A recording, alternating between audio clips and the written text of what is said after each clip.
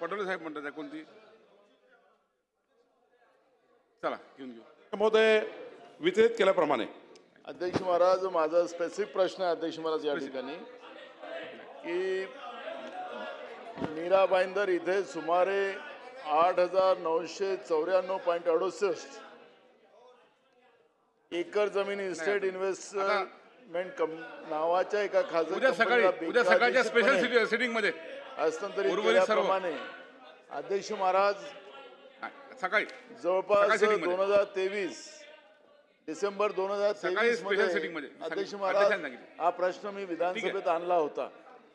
त्यावेळेचे तत्कालीन मंत्री महसूल मंत्री यांनी त्याच्यावर एक कमिटी बनवली आणि हा मागच्याही अधिवेशनात हा प्रश्न आम्ही उपस्थित केलेला होता. अध्यक्ष महाराज, मला याच्यामध्ये जे काही ज्या अडचणी लक्षात येतात त्याप्रमाणे याच्यामध्ये हायकोर्टाने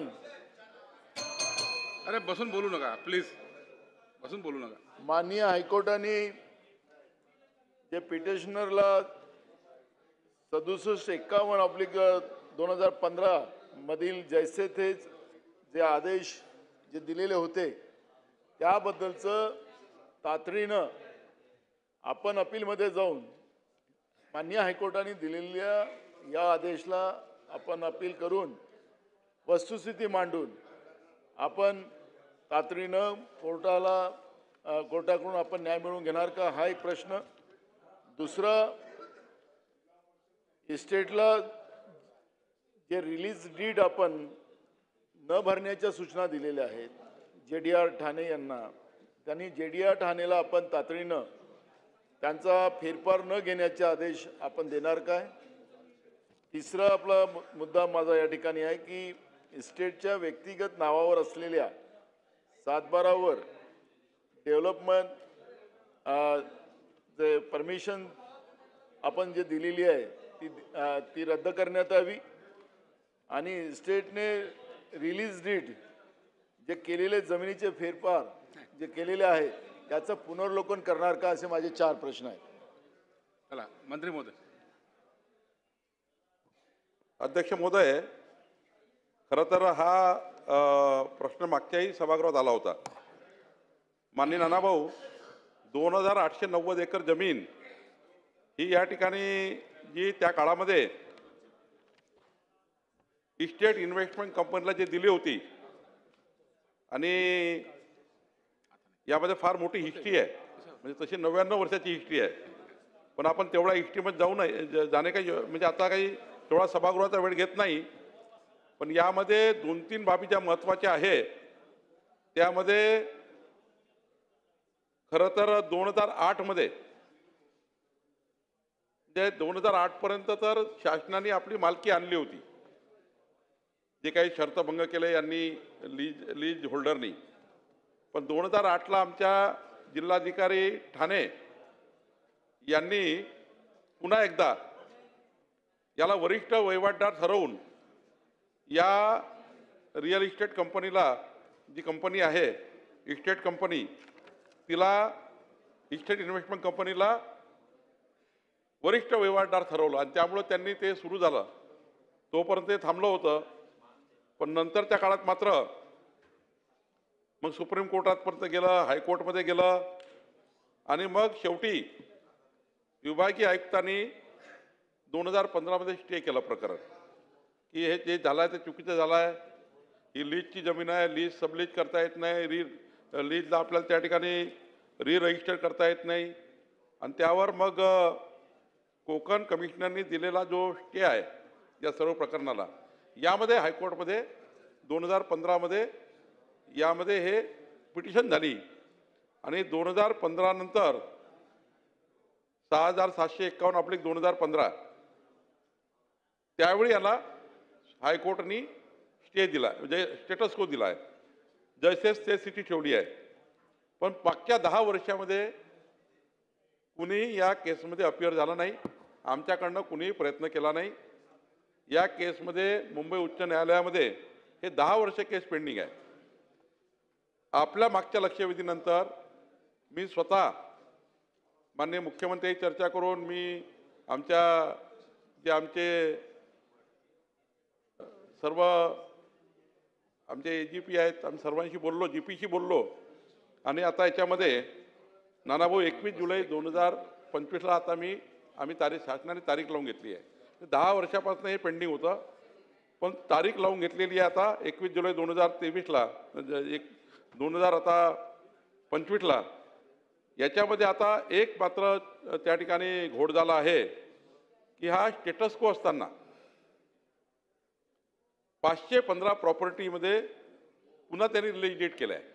म्हणजे रिअल इस्टेट कंपनी जी आहे ही इस्टेट इन्व्हेस्टमेंट कंपनीने स्टे असताना कोर्टाचा अपमान केला आहे आणि या 515 प्रॉपर्टी आमच्या रजिस्ट्रारनी नोंदवून घेतल्या. म्हणजे आमच्याही रजिस्ट्रारनी हे जैसे ते आदेश असताना या कंपनीने नोंदवल्या आणि आमच्याही अधिकाऱ्यांनी नोंदवल्या. त्यांची मी सर्वांची या मागच्या 2015 ते 25 या काळात कुणी याचे डॉक्युमेंट रजिस्टर केले त्याची चौकशी जे म्हटलं होतं आपण ती पूर्ण करतो आहे. आपण जे म्हटलं कंपनी NOC द्यायच्या नावाने पैसे मागते ती NOC बंद केली आहे. आता आमच्यासमोर प्रश्न आहे की जैसे थे आदेश कमी करणे आणि या सर्व प्रॉपर्टी क्लास 2 असल्या पाहिजे, कारण सरकारच्या जमिनी आहे. सरकारने फक्त लीज दिली होती, त्यांना मालक केलं नव्हतं. त्यांनी ज्या पद्धतीने मालकी स्वतःला करून घेतली, ज्या पद्धतीने मालक समजून त्या ठिकाणी ह्या जमिनी विकल्या आहेत आणि त्या ठिकाणी ज्या पद्धतीने हा गैरव्यवहार झाला आहे, हा फार मोठा गैरव्यवहार आहे. आणि म्हणून या ठिकाणी तसं तर गुन्हाही दाखल व्हायला पाहिजे.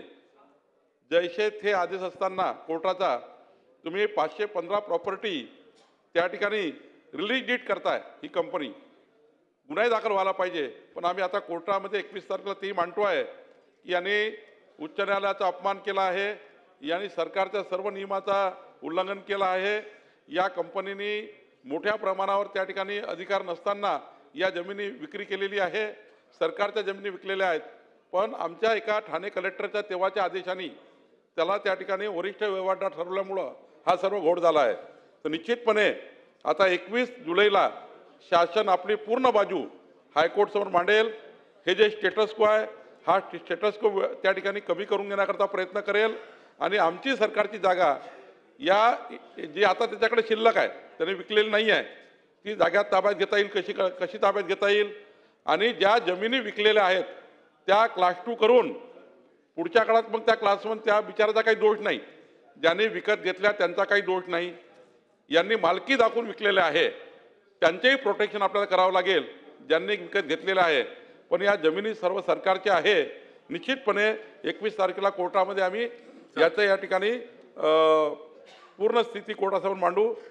जे फेरफार घेतलेले आहे म्हणजे 515 प्रॉपर्टीचे जैसे त्या आदेशानंतर ते रद्द करण्याकरताही त्या ठिकाणी कारवाई करू. निश्चितपणे यामध्ये जो अत्यंत महत्त्वाचा प्रश्न सभागृहासमोर आणला आहे यामध्ये लॉजिकल एंडपर्यंत सरकार जाईल. चला मंत्री महोदयांना धन्यवाद देतो. काय चाललं हो, नाही घेतोय, अध्यक्ष घेतोय. महाराज सभागृहात? घेतोय. अध्यक्ष महाराज, मंत्रिमंडळाचा मी धन्यवाद करतो. त्यांनी या प्रश्नाला सकारात्मक उत्तर दिलं. अध्यक्ष महाराज, ही काही प्रॉपर्टी छोटी मोठी नाही आहे, हजारो कोटीची. म्हणजे मीरा भाईंदरमध्ये 7,000 हेक्टरच्या वर जमीन या कंपनीनं आपल्या ताब्यात ठेवली, तोच मालक बनून चाललेला आहे आणि त्या पद्धतीनं त्याला तो जमीन विकतो आहे तिथं त्या कंपनीच्या मागे. त्या आता मीरा भाईंदरमध्ये तर अशी परिस्थिती अध्यक्ष महाराज, कोणाला प्रॉपर्टी विकायची असेल तर त्याची NOC घ्यावं लागते. शासनाचं काही तोच शासन झालेला आहे आणि म्हणून अध्यक्ष महाराज ही इतकी मोठी प्रॉपर्टी आहे. सरकारजवळ शेतकऱ्यांचं कर्ज माफ करायला पैसे नाही. मी तुम्हाला सांगतो अध्यक्ष महाराज, ही प्रॉपर्टी अगर महसूल मंत्री महोदयांनी आता ज्या पद्धतीने सकारात्मक उत्तर दिलं तर तुम्ही 10 कर्ज माफ करू शकता महाराष्ट्राच्या शेतकऱ्याचं. एवढी मोठी प्रॉपर्टी आहे अध्यक्ष महाराज. खरंच सांगतो अध्यक्ष महाराज, एवढी मोठी प्रॉपर्टी आहे ती. आणि अध्यक्ष महाराज, अशा पद्धतीचा अंधागुंद कार्यक्रम. आणि म्हणून माझी आपल्याला तुम्हाला धन्यवाद देत असताना माझी आपल्याला एक प्रामाणिक विनंती अशी आहे की याला आता वेळ लावू नका. याला जिथं म्हणाल तिथं हायकोर्ट असेल, सुप्रीम कोर्ट असेल, ही शासनाची जमीन आहे आणि अशा या भ्रष्ट व्यवस्थेला आपण उद्ध्वस्त करा आणि ही जमीन सरकारच्या ताब्यात आपण कृपया लवकर घ्या. कारण की याला आता आपण दर अधिवेशनात हा प्रश्न मांडायला काही कारण नसलं पाहिजे. पण ही जागा आता ताब्यात घेऊन आणि त्यांनी जेवढ्या प्रॉपर्ट्या विकल्या ते तुम्ही तिथल्या स्थानिक लोकांना त्रास देऊ नका एवढी विनंती आमची आहे.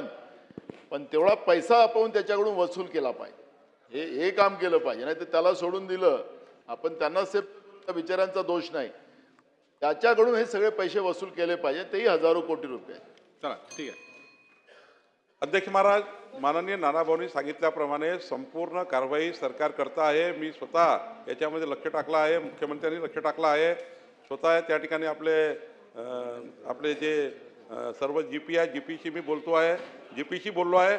आणि 21 तारखेला कोर्टामध्ये, हायकोर्टमध्ये संपूर्ण आम्ही वस्तुस्थिती मांडून या ठिकाणी आम्हाला विश्वास आहे की जागा सरकारची आहे. सरकार याच्यामध्ये आपला हक्क त्या ठिकाणी कायम, म्हणजे आपला हक्क जो आहे तो हायकोर्टमध्ये योग्य पद्धतीने मांडेल. आपण त्याप्रमाणे उच्च न्यायालयाकडनं याबद्दलची पुढील कारवाई करण्याकरता उच्च न्यायालयासमोर जाऊ. चला आता पुढे जाऊया.